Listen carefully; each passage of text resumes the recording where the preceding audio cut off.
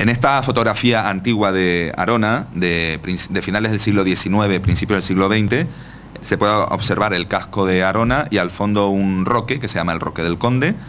y que fue también el escenario de uno de los episodios más trágicos de la conquista de Tenerife, o de las secuelas de la conquista de Tenerife, bastante desconocido a nivel histórico y que se produjo aquí en el municipio de Arona y en el colindante municipio de Adeje en el año 1502. Habían pasado 7 años desde el fin de la conquista española de la isla, pero seguían habiendo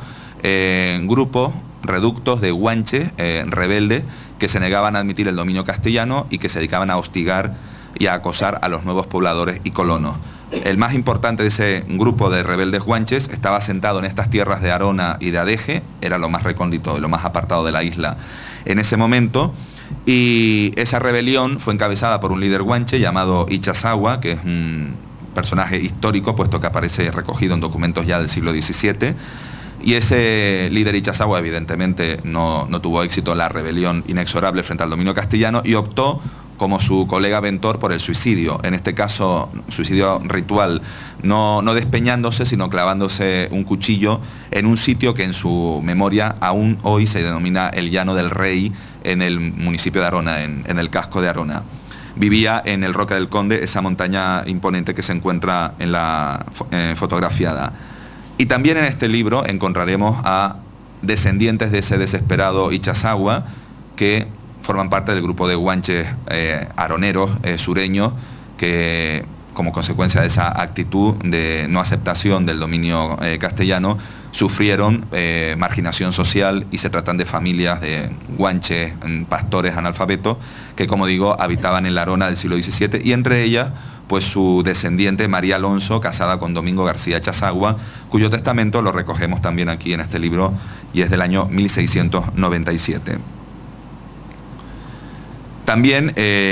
a través de la lectura de esta obra, podemos seguir avanzando en la historia de Arona desde los inicios de la colonización castellana. Esto es un grabado de aborígenes de Gran Canaria que participaron masivamente en la conquista de Tenerife, y una vez la isla fue dominada, como eran conquistadores, se les dieron tierras y aguas por toda la isla. Un importante grupo de esos aborígenes de Gran Canaria, aquí representados con sus vestimentas tradicionales, se asentaron en estas tierras de la comarca de Chasna. Y también en mi obra podemos encontrar los testamentos de algunos de sus descendientes, bisnietos de estos aborígenes gran canarios, como por ejemplo Juan de la Sierra, que otorgó su testamento en el año 1665 en el Valle de San Lorenzo, y que evidentemente es el antepasado también de prácticamente todos los aroneros, y especialmente los que llevan el apellido Sierra. También evidentemente nos encontramos con otros pobladores de linajes españoles, portugueses, en menor medida italianos, como los Reverón o flamenco. Esta es una representación de una pintura de la escuela flamenca que representa un matrimonio burgués. Vemos que la mujer está embarazada. Y también nos encontramos a una importante aportación portuguesa en la formación de la población del sur de Tenerife, que también aparece recogida en esta obra. Por ejemplo, cito el testamento de un portugués que se llamaba Gaspar de Aponte, que llegó de las Islas Azores al sur de Tenerife a finales del siglo XVII y contrajo matrimonio aquí. Dejó larga descendencia en el sur de Tenerife, de la que prácticamente descendemos también todos los aroneros, y en su testamento pues él mismo declaró, y cito textualmente, que al tiempo y cuando nos casamos yo, el dicho Gaspar de Aponte, no traje capital alguno al matrimonio por carecer de él. Son las vidas de nuestros antepasados aventureros, que en este caso desde Azores vino a Tenerife a buscarse la vida y a formar una familia de la cual muchos de nosotros, incluido yo mismo, descendemos.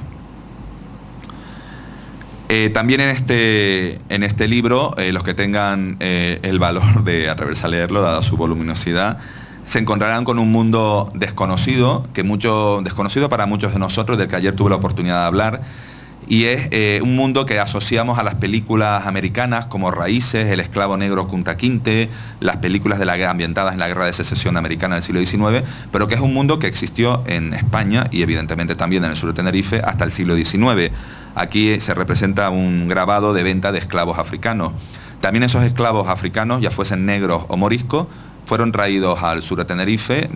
fueron esclavizados y fueron utilizados como mano de obra barata en los ingenios azucareros, principalmente de Adeje, y también por las familias más acomodadas de la zona.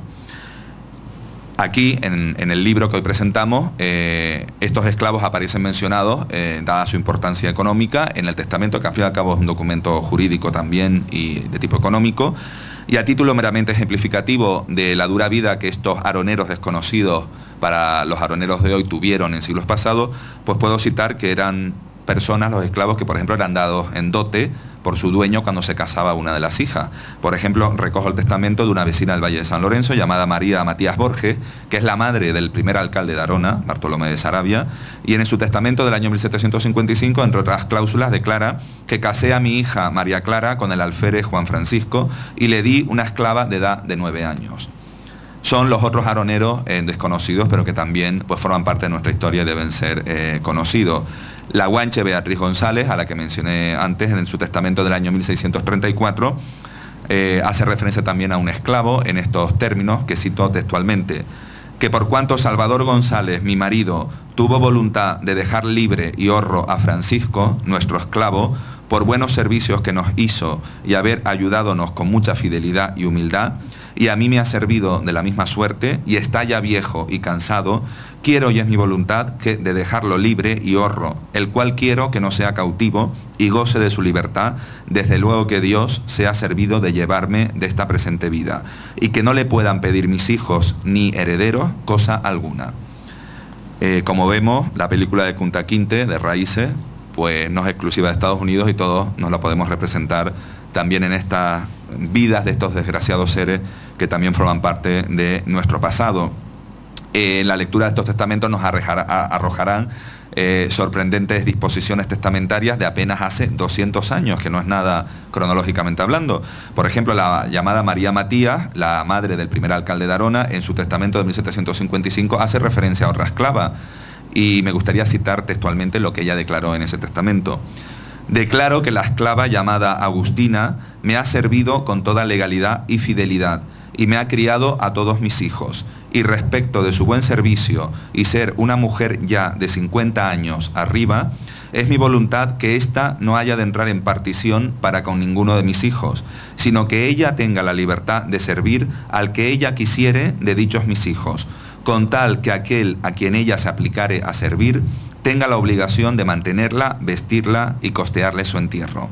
María Matías se ve que era más agarrada y menos generosa que la otra, por cuanto no le da la libertad a su esclava, pero le concede un cierto privilegio, que es que no entre en partición entre sus hijos, sino que sea la esclava la que elija con cuál de los hijos de su dueña quiere quedarse. Evidentemente la esclava elegiría a aquel de los hijos de su dueña con la que ella pensaba que iba a estar mejor tratada y mejor cuidada.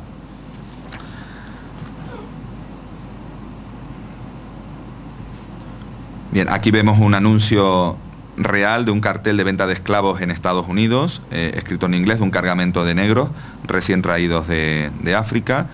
Este es una fotografía de una esclava negra con un bebé que evidentemente es el hijo de su ama y al que cuidaría, y que representa pues un poco, podemos imaginarnos, a la tal Agustina, la esclava Agustina del Valle de San Lorenzo en el siglo XVIII,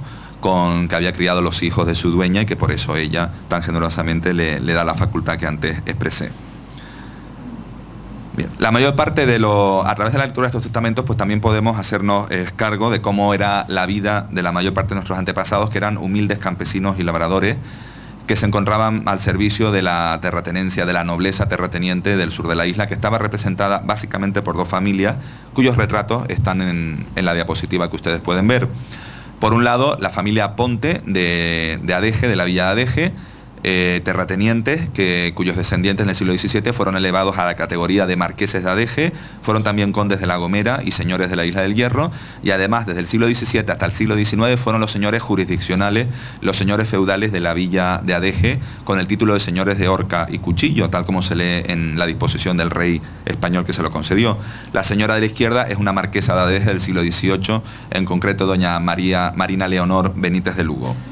La otra gran familia terrateniente, a la cual la mayor parte de nuestros antepasados aroneros pues, se dedicaban a trabajar para ellos como medianeros, aparceros o arrendatarios, son los Soler, la familia Soler de origen catalán del pueblo de Vilaflor de Chasna, cuyo último representante es el señor que se encuentra a la derecha, es el séptimo marqués de la Fuente de las Palmas, don Alonso Chirino del Hoyo, que fue asesinado en el año 1840, precisamente como consecuencia de un largo litigio referente a las tierras, en un enfrentamiento secular de él y sus antepasados Soler con los vecinos de Chasna por el uso y disfrute de una serie de tierras, algunas de las cuales se encontraban ubicadas en el actual municipio de Arona.